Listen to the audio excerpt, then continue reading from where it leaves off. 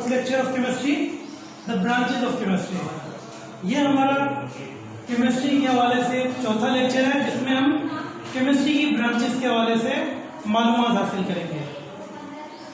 Like in our last lecture we discussed that chemistry has very vast impact on our life।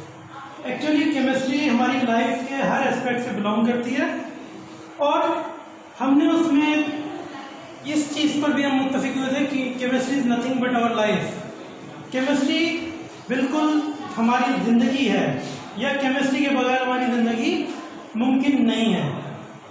इस बात को आगे बढ़ाते हुए if you consider chemistry like a tree, अगर chemistry एक ट्री है then it have many different branches, उसकी बहुत सी मुख्तलिफ ब्रांचेस हैं। In today's lecture we will discuss about these branches। The first one is physical chemistry। पहली जो ब्रांच है वो है तबई कीमिया। तबई कीमिया से क्या मुराद है? केमिस्ट्री की डेफिनेशन के हवाले से हमने पढ़ा था कि chemistry deals with matter and it also deals with the principles which govern the changes in the matter. कि मैटर के अंदर जो मुख्तलिफ चेंजेस आती हैं उनके बारे में भी हम केमिस्ट्री के जरिए इल्म हासिल करते हैं। तो मैटर के अंदर जो तब्दीलियाँ हैं उसके हवाले से हमने फिजिकल एंड केमिकल चेंजेस का डिस्कस किया था। तो वो जो लॉज एंड प्रिंसिपल्स हैं जिनके जरिए एटम्स आपस में कंबाइंड होते हैं, मॉलिक्यूल आपस में कंबाइंड होते हैं, इन तमाम लॉज को we discuss in physical chemistry. कि किस तरह एटम जब आपस में मिलते हैं तो मॉलिक्यूल बनता है और किस तरह मुख्तलिफ रिएक्शन होते हैं, एडिशन रिएक्शन किस तरह होते हैं, ये तमाम चीज़ें फिजिकल केमिस्ट्री के अंदर हम पढ़ते हैं। उसके बाद another very important branch of chemistry is organic chemistry. What is organic chemistry? Urdu में हम इसे कहते हैं नामियाती कीमिया। नामियाती कीमिया से क्या मुराद है?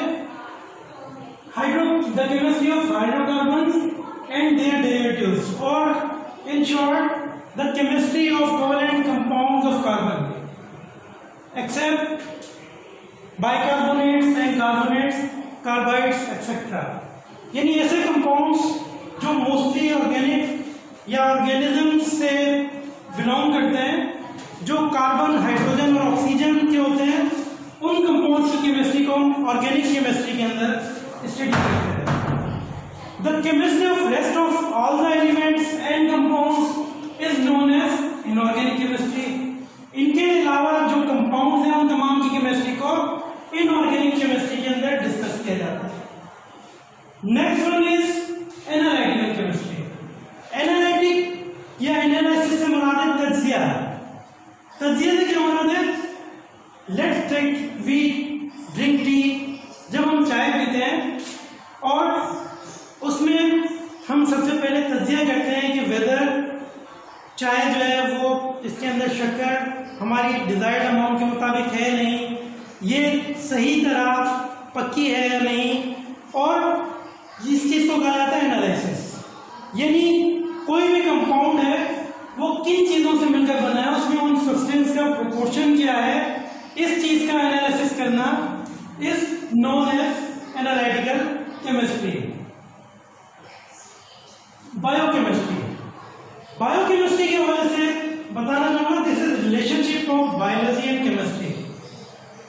और if we take in food, जब हम खाना खाते हैं वो जिस्म के अंदर जा रहा है, there have been certain chemical reactions, वहाँ पर बहुत सारे केमिकल रिएक्शन होते हैं। उन केमिकल रिएक्शंस के नतीजे में हमें एनर्जी मिलती है।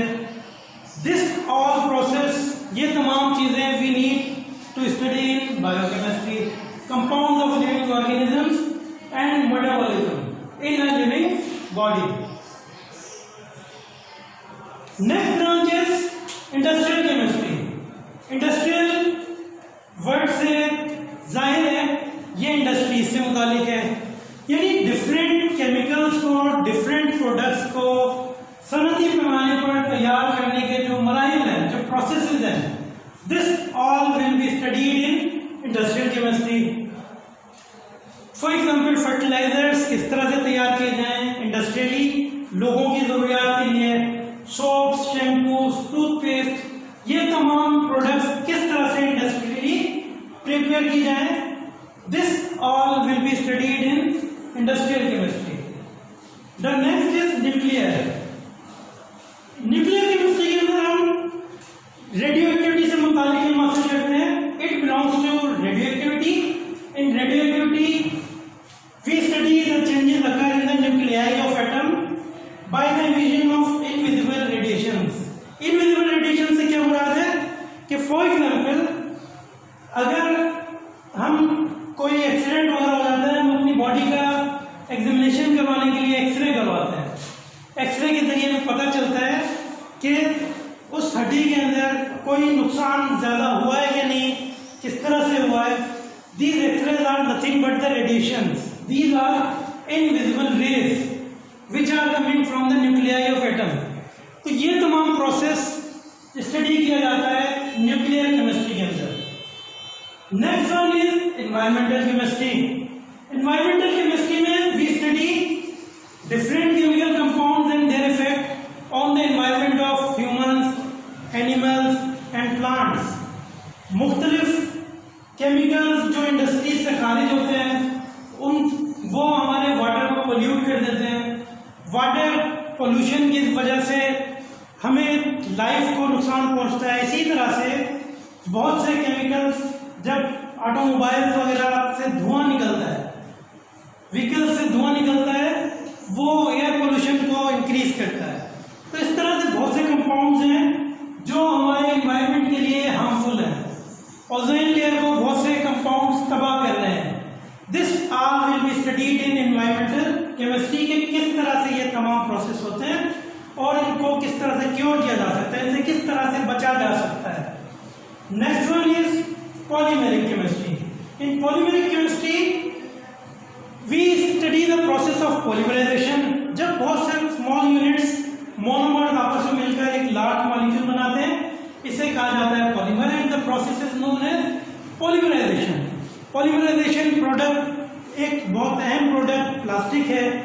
प्लास्टिक आजकल बहुत सारे प्रोडक्ट्स के अंदर यूज हो रहा है। तो इसके अलावा सिंथेटिक फाइबर, पेपर्स, ये तमाम चीजें पॉलीमराइजेशन के जरिए हम पढ़ते हैं। तो पॉलीमर इंडस्ट्री से ताल्लुक रखती हैं। तो in short we can see that chemistry have very vast impact on our life in every aspect. Chemistry हमारी लाइफ के हर एस्पेक्ट से बिलोंग करती है और केमिस्ट्री की ये इंपॉर्टेंट ब्रांचेस हैं जिनके बारे में हमने आज के लेक्चर में स्टडी किया। In our next lecture we will discuss about the scientific method, scientific technique कि किस तरह केमिस्ट्री के इल्म को बाकायदा साइंटिफिक स्टडी के तौर पर स्टडी किया जा सकता है। Thank you.